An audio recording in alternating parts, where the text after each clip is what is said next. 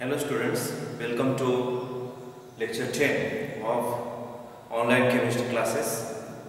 In the last class we completed colloids, the concepts like colloids around us, application of colloids, and before that we have completed the emulsion, a type of colloidal system in which dispersed phase is liquid and dispersion medium is also liquid.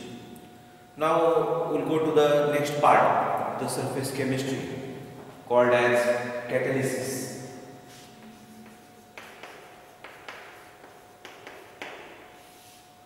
To understand this concept, we'll take one example. We'll take this KClO3, which is nothing but potassium chlorate. We'll decompose it at a temperature about 653 to 873 K, a very high temperature, and we get potassium chloride and the oxygen. Of course, we can balance this reaction. There are 3 oxygens and 2 oxygens. 3 should be multiplied by 2, so it becomes 6. 2 should be multiplied by 3, so it becomes 6. And we have right here 2 cases, the reaction is balanced. Now temperature is very high, and when temperature is higher, we have to supply more energy, and energy comes with cost. It is not we have to spend money for it. In high temperature there is more fuel we have to burn.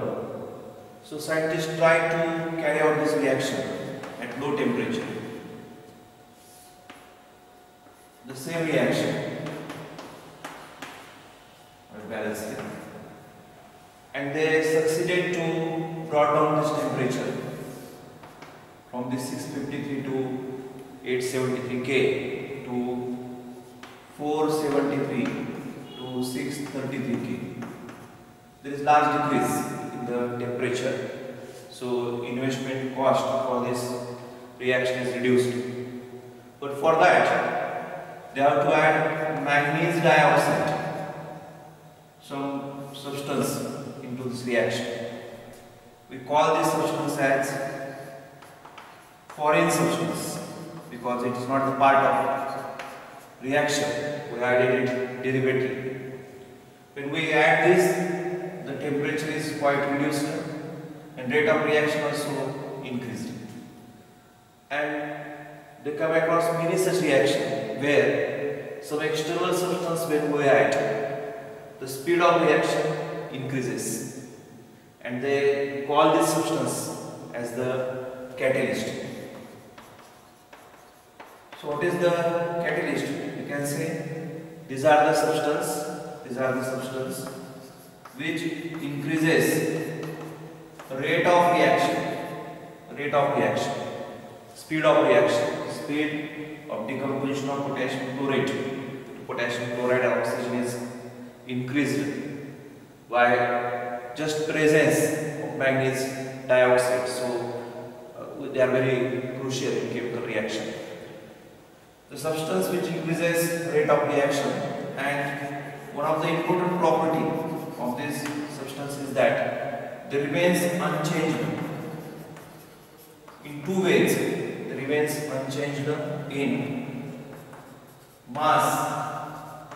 Whatever manganese dioxide we use at the end of reaction, we get same amount of manganese dioxide. It is not consumed. If it would have been consumed, it would not have called as catalyst. It would have been reactant. So catalyst, they won't get consumed in the reaction, unchanged in mass, and chemical composition of this substance remains constant, unchanged. So it is a substance which increases the rate of reaction and remains unchanged in mass and chemical composition. At the end of reaction, we will recover this catalyst as it is. So Berzelius is the name of scientist who studied this effect of foreign substances, which we call them as catalyst, and he himself coined the word. He only used this word, catalyst. So this word is what we can say used first time by the Berzelius, and the reaction is called as catalysis reaction. Reaction in which catalyst is used is called as catalysis. And catalyst is a foreign substance externally added to the reaction, increases rate of reaction, remains unchanged in mass and chemical composition. For example, manganese dioxide is used as catalyst in decomposition of potassium chlorate, and we have seen its impact. It has reduced temperature to a large extent and then increased the speed of formation of oxygen, that is the decomposition of potassium chlorate. Now, what are the types of catalysis? There are two types of catalysis mainly we have to learn, which is there in our syllabus. One is called as homogeneous catalysis and another is called as heterogeneous catalysis. We have to remember the definition and the example. So one is called as homogeneous catalysis. Homogeneous catalysis. And another is called as heterogeneous catalysis. Heterogeneous catalysis. Now to define them, homogeneous, homo means same, and in this word we use geneous, it means in same phase. So we can say reactants and catalyst are in same phase. They are chemically uniform. When we mix them, they are chemically uniform, and it appears as the only one substance present into it. So they are in the same phase. No two distinct boundaries are present between the catalyst and reactant. In heterogeneous, we can say the reactants and catalyst are in different phases. Here we can easily identify which part is catalyst, which part is the reactant. We'll take example, then we'll understand this. So examples are very important here, because they may ask what is homogeneous catalysis. Give an example. So the first example is sulfur dioxide in gaseous phase combines with oxygen in gaseous phase, and the catalyst used is nitric oxide, again in gaseous phase, and it forms sulfur trioxide. So reactants are also in gaseous phase, catalyst is also in gaseous phase. They form homogeneous mixture, and they appears as only one substance, and that's why it is the example of homogeneous catalysis. There is one sulfur here, but there are two 4 oxygens are there, only 3 are there. We can increase here, so it becomes 6, and we write here so that the equation is balanced. If we carry out the same reaction, sulfur dioxide in gaseous state, oxidize them with this oxygen again in gaseous state, and it forms sulfur trioxide in gaseous state. We can balance this reaction in this way. Now we use the platinum solid as the catalyst. Then this is heterogeneous, because reactants are in gaseous phase and the catalyst is in the solid state. So we can separate them and they can be called as the heterogeneous catalysis. Another example we can give is CH3COO, CH3.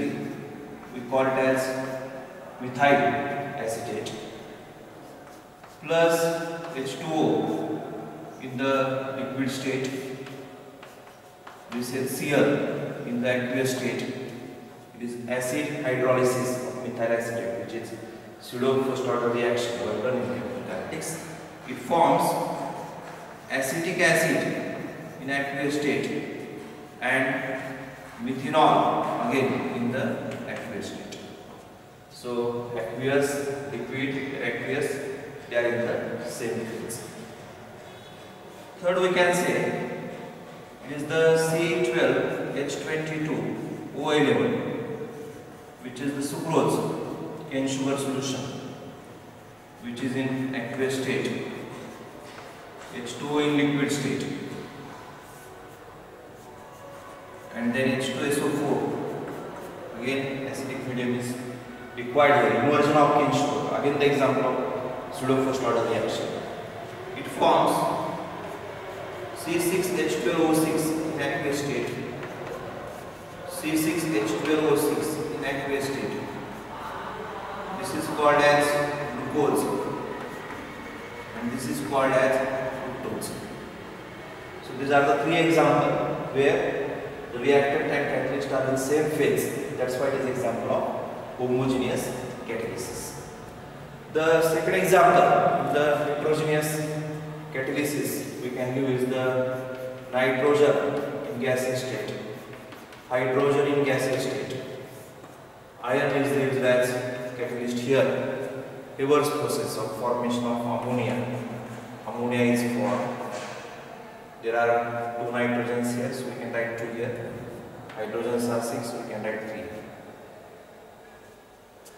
Or we can say, for example, ammonia in gaseous state.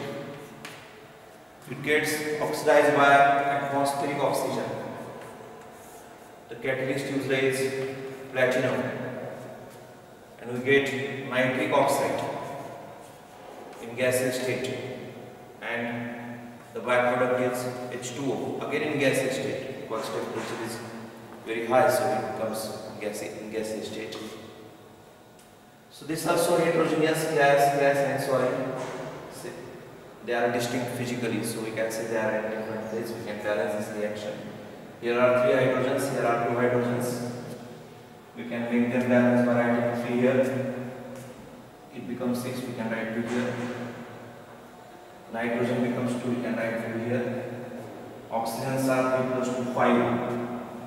Already 2 are there, so I will write 5 by 2. You can multiply by 2. This becomes 4. This becomes 5, this becomes 4, and this becomes 6. We can do that. Multiply by 2. So that 5 by 2 multiplied by 2 will get cancelled. Only 5 remains. The fourth one is vegetable oil. Vegetable oil, which is in liquid state, is hydrogenated. Hydrogen gaseous state. Nickel is catalyst used in solid state, and we get vegetable fats which are in solid state. So liquid, gas and solid, they are in different phases. Gas, solid, gas, solid, gas, solid. Different phase, heterogeneous. So these examples they are specifically mentioned in our textbook. So I will remember these 3 examples for homogeneous and 4 examples of heterogeneous. The definitions are very simple. The reactants and catalysts are in same phase, homogeneous. Reactant and catalyst are in different phase, heterogeneous. Catalysis. Catalysis is the process in which catalysts are used. Now, before learning the mechanism of this catalysis, we have to understand 2 words here. One is called as promoter. And another is called as poison. Like promoter is nothing but a substance which increases the activity of catalyst. Substance which helps in catalyst to increase the rate of reaction is called as promoter. And poison means a substance which decreases the activity of catalyst. Activity of catalyst means its ability to increase the rate of reaction. The substance which decreases that is called as poison, and substance which increase that is called as promoter. If we take this particular example, the manufacture of ammonia by Haber's process.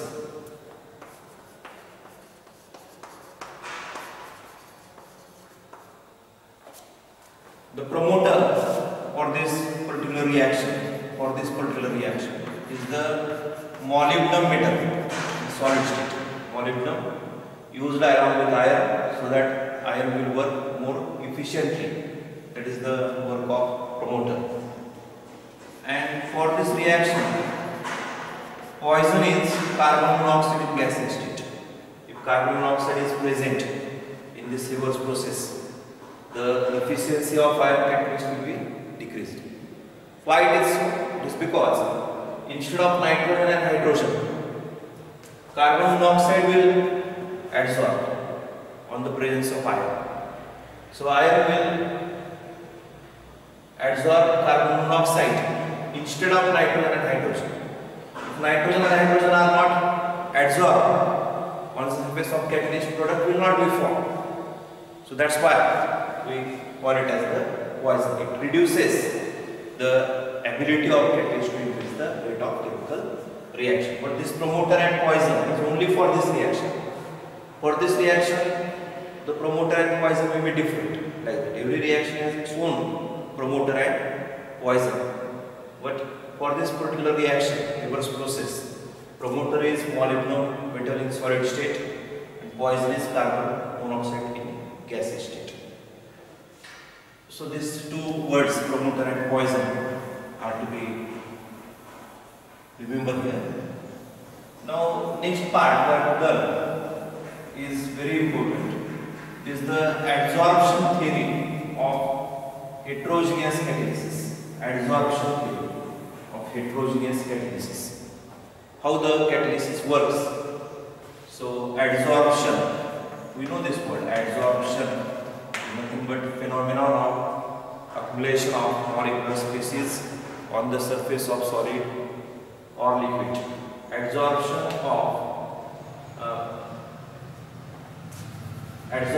theory of heterogeneous catalysis.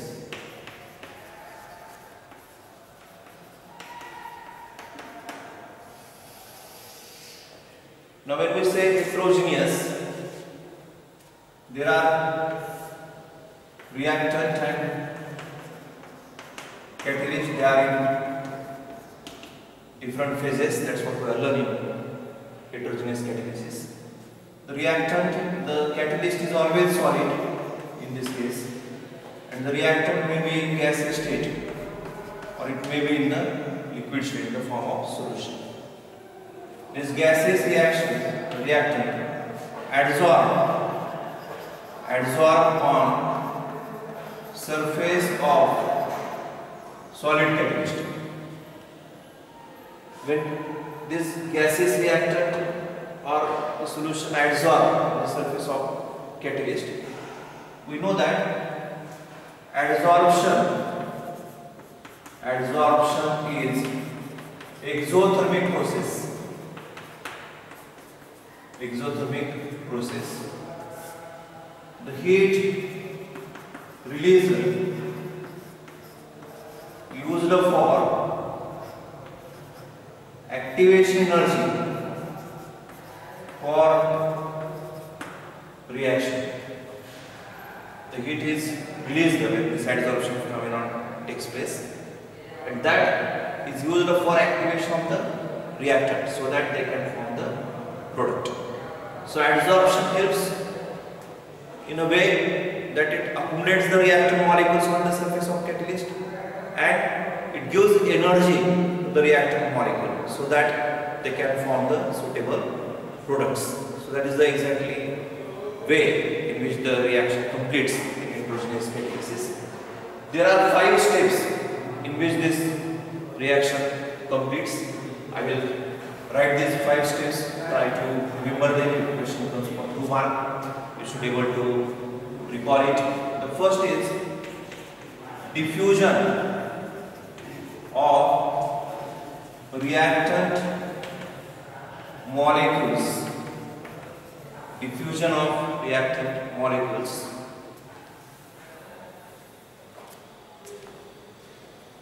to surface of catalyst. In the first step, the reactant molecules, they diffuse, they migrate towards the surface of catalyst. The second is adsorption of reactant molecules on surface of catalyst. In the second step, they get adsorbed. This is the catalyst surface. These are two different reactant molecules.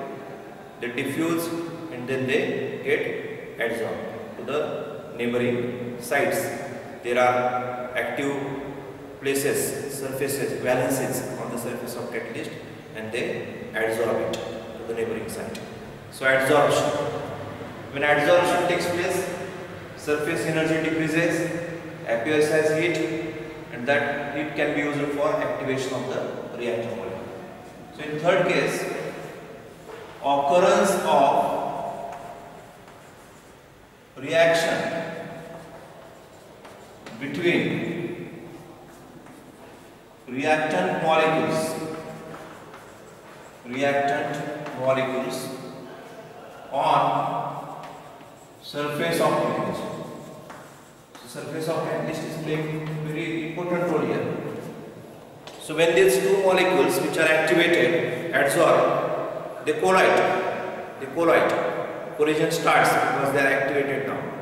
And when the collision starts, chemical reaction starts, intermediate will be formed. In fourth case, there is desorption of product molecules from surface of catalyst.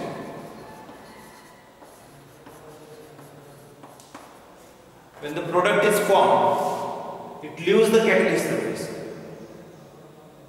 It get rid of catalyst surface. Product is formed, new substance is formed. There is a desorption. So what will happen to catalyst? It remain as it is. Again new reactant molecules will come and adsorb it. So next is the desorption of the product molecules from the surface of catalyst. And fifth is diffusion of product molecules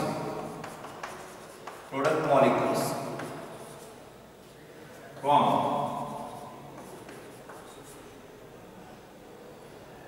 surface of catalyst. We can say away from surface of catalyst. They just leave that surface and they go at long distance. Means this surface area is available for the new reacting molecule to get adsorbed, and this cycle continues. So first, diffusion of reacting molecules to the surface of catalyst. Let's read these all steps. Diffusion of reacting molecules to the surface of catalyst. The reactant molecules, they migrate towards the surface of catalyst, which is the solid state, and themselves they are in gaseous state. Then they get adsorbed on the surface of catalyst. Due to adsorption, heat is released. That is used for activation of reactant molecules. Then the occurrence of chemical reaction on the surface of catalyst. The chemical reaction occurs between reactant molecules on the surface of catalyst.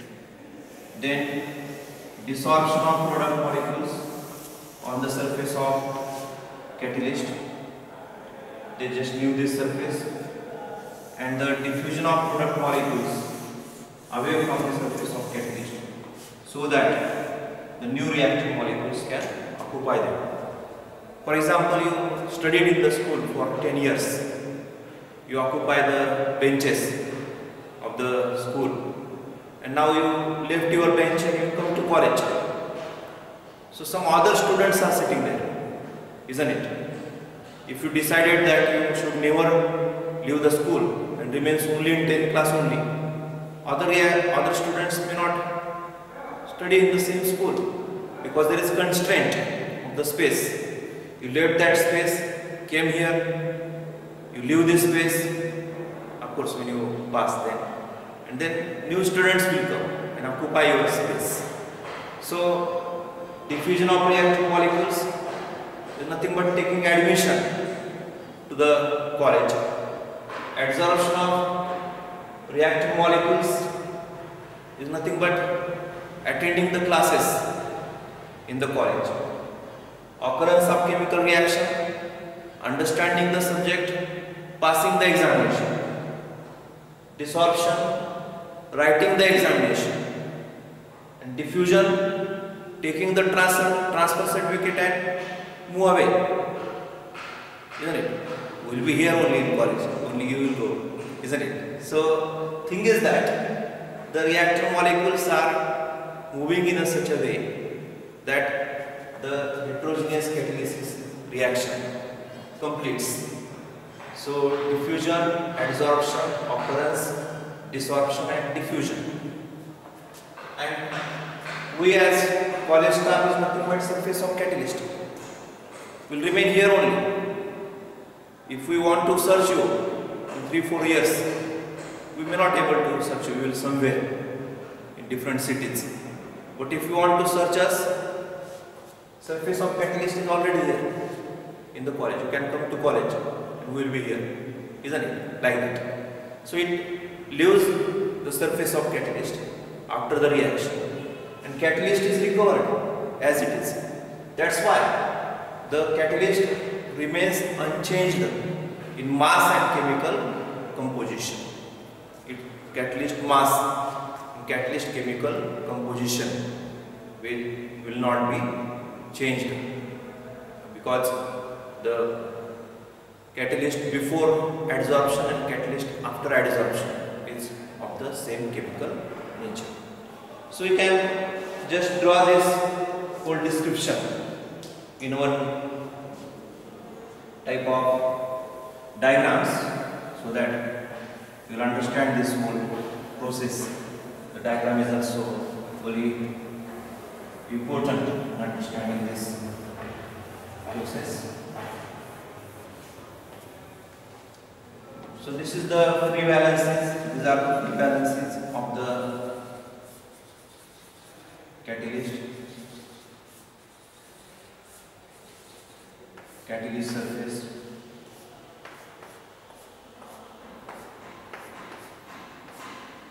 So this is free valences of catalyst, and this A and B approaches here as the reactant. This is the first step, diffusion of reactant on the surface of catalyst. The second step is adsorption. Yes, now the catalyst is in this position.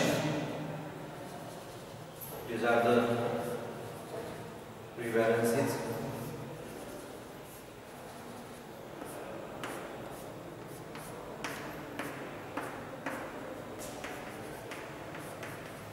And it has been adsorbed the reactant molecules in the neighboring site.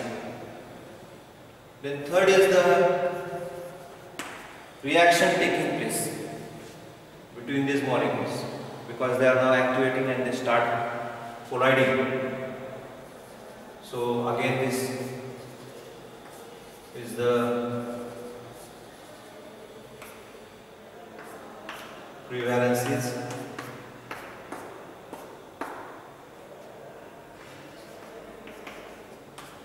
And this is the intermediate now. They start interacting between one another and they form this intermediate. Then desorption. In the fourth step, desorption of this product molecule. So this is the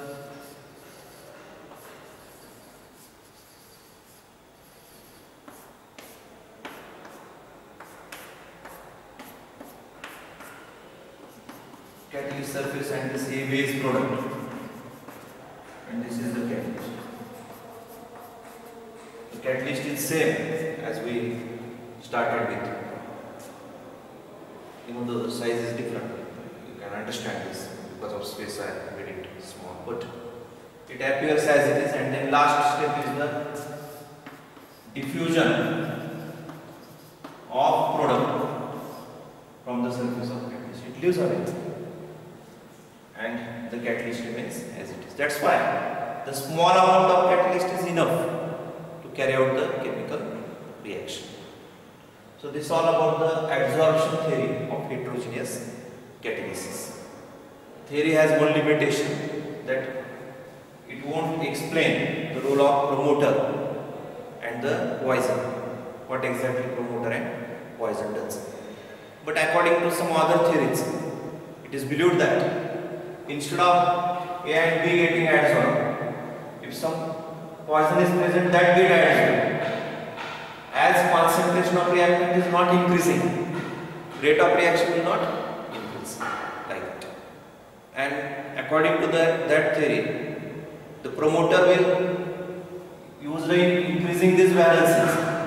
As this number of free valencies increases, the adsorption capacity increases, concentration of reactant increases, and speed of reaction increases. So promoter increases the number of free valencies, and poison take those places which are meant for the reactant molecules to adsorb. That is the way in which they affect the activity of the catalyst. Now, after this adsorption theory of heterogeneous catalysis, we have to learn one concept called as activity of the catalyst. Now see what we mean by activity of the catalyst. Many times this question is asked, what we mean by activity of the catalyst. Activity of catalyst. Activity of catalyst is nothing but, we will define it and we will write one sentence. Ability of catalyst to increase rate of reaction. When we say catalyst is active, it means it increases the rate of chemical reaction. Now, it depends on, the activity depends on strength of chemisorption. And try to understand this point, how it depends on chemisorption. If we consider this chemisorption is nothing but chemical adsorption between the reactive molecules and the catalyst. In this chemisorption, if this chemisorption is very strong, if the affinity, chemical bond between catalyst and the reactive molecule is very strong, the reactant molecules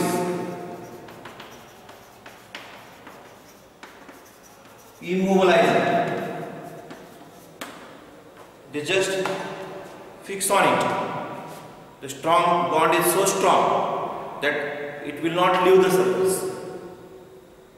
If you like the PUC second year too much and try to learn it for 5 years, you may take 5 years to pass this examination. You should like it in such a way that only 2 years you should be in first year 1 year and PUC second year 1 year. In that only you should complete it. If you like our college too much, you may end up in spending more years, which is not desirable, isn't it? So it should not be very strong. The reactant molecules, if it is very weak, if you do not like, You may not attend the class. That is also not a correct way, isn't it? Reasonable. So another is reasonably strong. Yes, it should be optimum.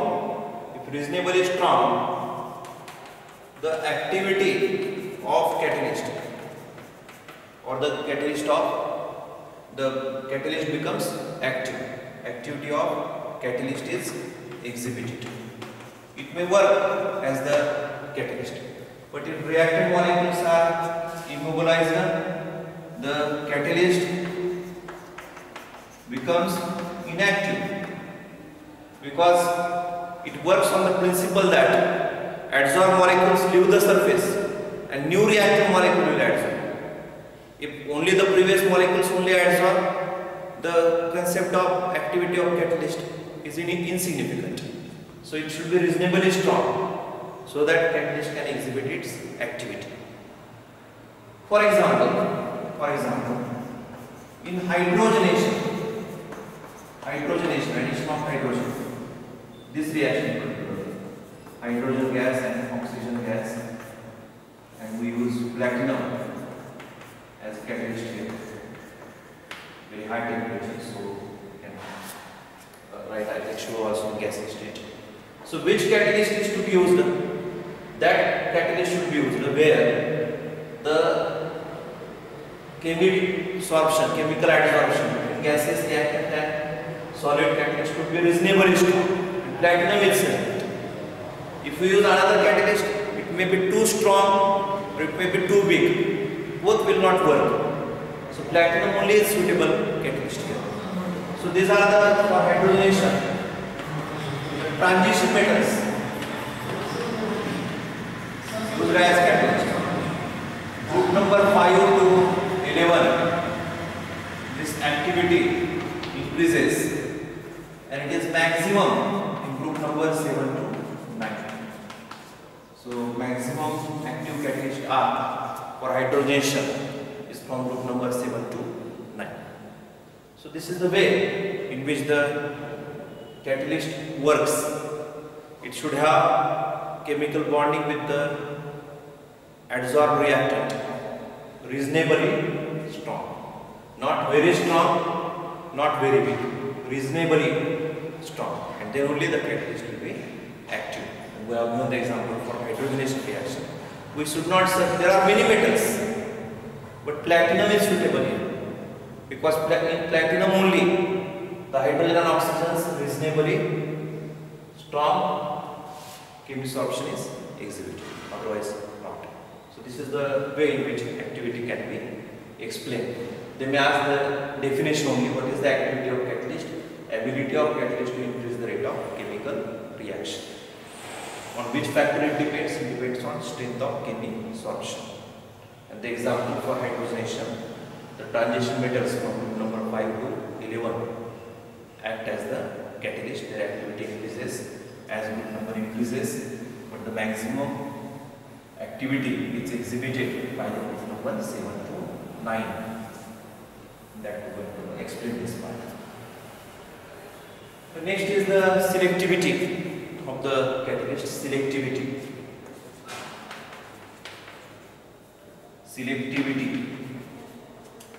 of catalyst. Now in the selectivity of catalyst we can say it is the ability of catalyst to direct a reaction to yield. Yield means to form a particular product. See, a very unique property of the catalyst. We will start with the same reaction, carbon monoxide in gaseous state, hydrogen in gaseous state, carbon monoxide in gaseous state, hydrogen in gaseous state, carbon monoxide in gaseous state, hydrogen in gaseous state. Hydrogenation of carbon monoxide is the process we are talking about. In first case we will use the nickel as catalyst in solid state. The second is copper along with zinc oxide and chromium oxide, again in solid state. And in third case, only copper in the solid state. When we use the nickel as the catalyst here, it shows the selectivity. It guides the reaction in such a way that the product form is methane and the byproduct is H2. If we use copper and this mixture, zinc oxide and chromium oxide, it leads the reaction to form methanol. And copper only leads the reaction to form formaldehyde. So same reactant, same type of reaction, hydrogenation, hydrogenation, hydrogenation. But we get different products. Chemically they are very distinct. One is alcohol, one is hydrocarbon, another is carbonyl group. Why? Because we are using the different catalyst. So ability of the catalyst to direct the reaction to form, to yield means to form a particular product is called as selectivity. What is the conclusion? The catalyst of one reaction may not catalyze another reaction, isn't it? If for this particular catalyst, for this reaction, only this catalyst is used. If you want methane, you should not use copper. If you use copper, you get formaldehyde. If you want methane, you have to use nickel as the catalyst. So one substance acting as catalyst in one reaction may not catalyze the another reaction. They are very selective in their approach. A particular catalyst will yield to a particular product. That is called as the selectivity of the catalyst. Ability of the catalyst to direct a reaction to yield a particular product is called as selectivity of the catalyst. One more concept here is the shape selective catalysis.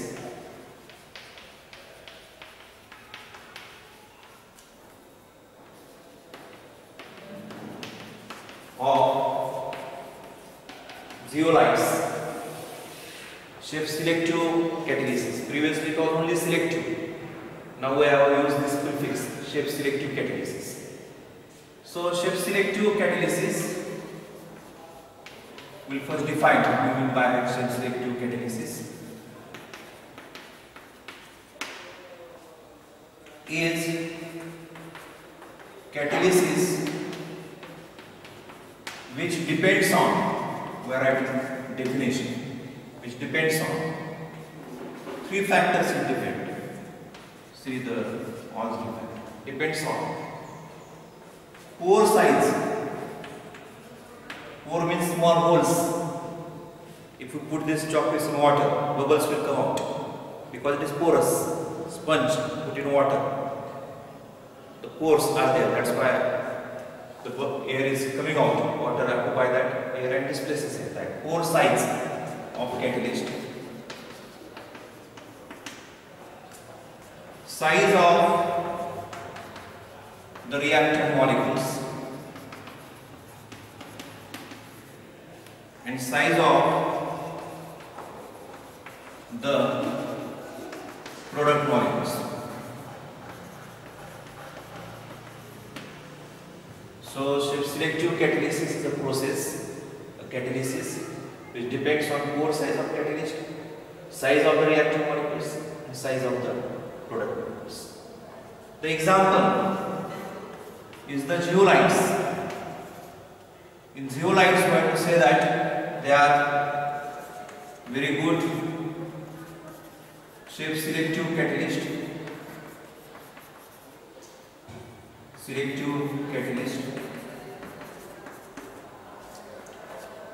And they have honeycomb like structure.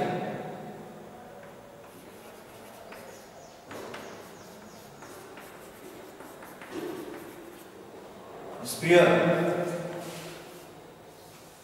and there are many small pores into it, like this. So it has to be selective. Only those reactant products will operate, whose size is complementary to this old size, otherwise not. That's why they are good shape selective catalysts. It has honeycomb like structure. And what chemically these are? This is three-dimensional network of microporous aluminosilicates. Aluminosilicates. We can say in the aluminosilicates nothing but silicon atom is replaced by aluminium atom to form AlOSi framework. So silicon atoms are there, they are replaced by aluminium. They are naturally occurring because silicates are naturally occurring, but we can produce them for catalysis. So they are synthetic also. Purposely deliberately they are produced for this catalysis process. They are catalyst for petroleum industries. Yes, this is very important point. They are catalyst used as catalyst in petroleum industry. For what? For cracking of hydrocarbon. For cracking of hydrocarbon. Hydrocarbon is nothing but petroleum products. And isomerization, because they are all same functional group, only their hydrocarbon chain differs. Example, ZSM5. This is one substance. It is used as catalyst to convert alcohol to gasoline, which is nothing but petrol, by dehydration process. So ZSM catalyst is used up to convert alcohol to the gasoline. And this is the example of zeolite, which are good shape selective catalysts because of their microporous three-dimensional network, honeycomb like structure. So they only deals with that reactants and products whose size is equal to their pore size, otherwise not. If the reactant is too large, they may not operate properly. If it is too small, they may not operate properly. That's why only filtration is there. But if you want to filter the sand from large stone, we use different size, mesh size of that. And if you want to just filter the tea, we use different size, mesh size, isn't it? If you want to filter the floor, then different mesh size is used. Mesh size means this size.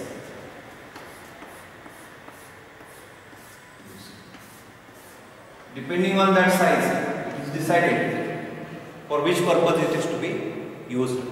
So similarly, they have also these small holes, and that decides exact role of the catalyst they will play in the particular reaction.